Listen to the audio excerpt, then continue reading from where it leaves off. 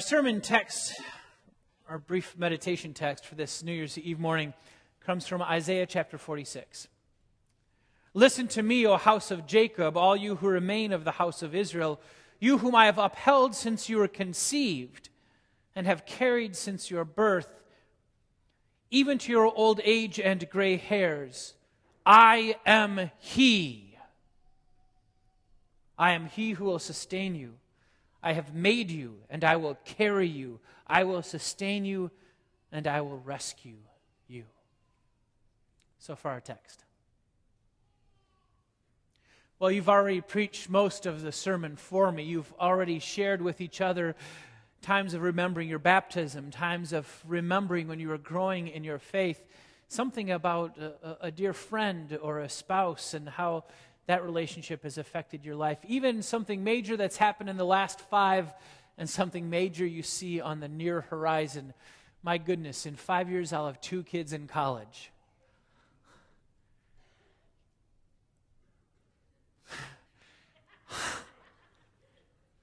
What a word of grace from God. To hear that the same one who bore us from the moment of our conception is the one who carries us even to our gray hairs and beyond. So my dad's cousins have been getting together for Schneider Christmas since decades before I was born. And this year, one of the topics at conversation at Schneider Christmas was how gray little Justy had become. 5 years ago, I wasn't gray. Welcome to St. Luke Lutheran Church. We're changing. We've been changing. I'm tired of changing. We're changing as a family. We've been changing as a congregation. There's more change to come. Our relationships are changing. Our families are changing. Our jobs are changing. There's change all around us, and where we would like to be stable and feel at peace and at home, it seems like change happens whether we like it or not. And to hear that word of promise, the God who is there and carried you from the moment you were conceived will still be the one who carries you to your gray hairs and beyond. The one who is there for every major change in the last 5 years will be there for every major change in the next 5 years. What a word of hope. What a word of comfort. To know that our times are in God's hands. The God who committed himself to you at your baptism, who committed himself to you at your confirmation, who has been growing your faith all along, who has been present even in the midst of darkness, commits himself to you. I will continue to carry you. I am He. I will rescue you. I will deliver you. That I am He is huge. It's related, at least from an angle, to the very name of God that He provided to Moses at the burning bush, the great I am. I am the God who is, as opposed to the God whose gods who are not. I am the God of promise, the God who is, the God who saves. That God is the one who says, I am He and there is no other. Almost always when you see that language, I am He, in the near context, there's also gods who aren't.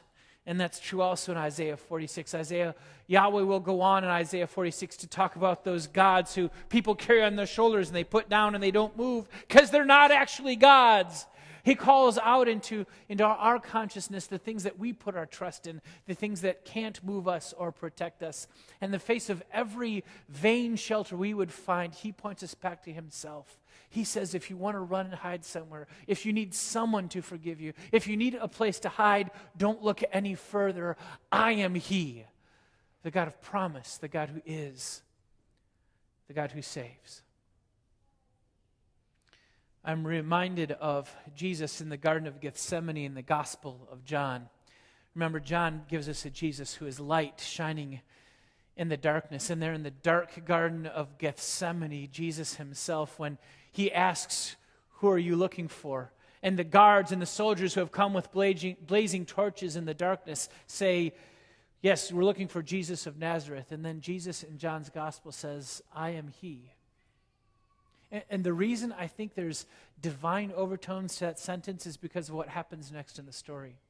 Do you remember? We talked about it just a little bit ago, a few weeks back.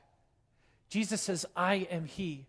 And all the guards fall down like dead men on their faces. They've come with chains and torches and swords and clubs to arrest this criminal rabbi teacher who's been teaching in the courts all week long. And they come at night with a full contingent of guards. And he says, "Who are you looking for?" They say, "Jesus from Nazareth." And he says, "I am he." And they fall down in fear. Why? Because I think John wants you to hear the divine promise in the midst of your darkness, in the midst of struggle, in the midst of time when even Jesus himself felt like God wasn't on his side and the plan wasn't going the way he wanted it to go. Even in the midst of that, you've got this promise: I am he. I'm the God of promise, the God who is, the God who saves. Jesus identifies himself with the one true God and says, "I am there for you." So that in Isaiah chapter 42, Jesus is the servant of the Lord who's anointed with the Holy Spirit. In Isaiah 43, Jesus is the one who calls you by name and says, "You are mine and you belong to me." In Isaiah 49, he is the light to the Gentiles. And in 51, he's the one who offers his back to those who beat him and his face to those who mock and spit.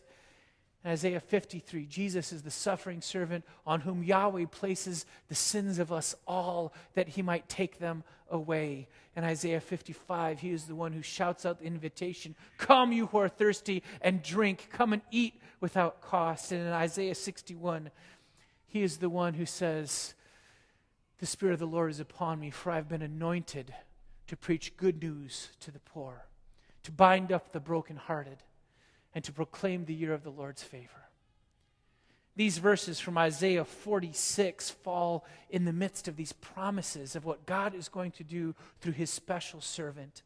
"Listen to me, O house of Jacob, all you who remain of the house of Israel, you whom I have upheld since you were conceived and carried since your birth, even to your old age and gray hairs, I am he.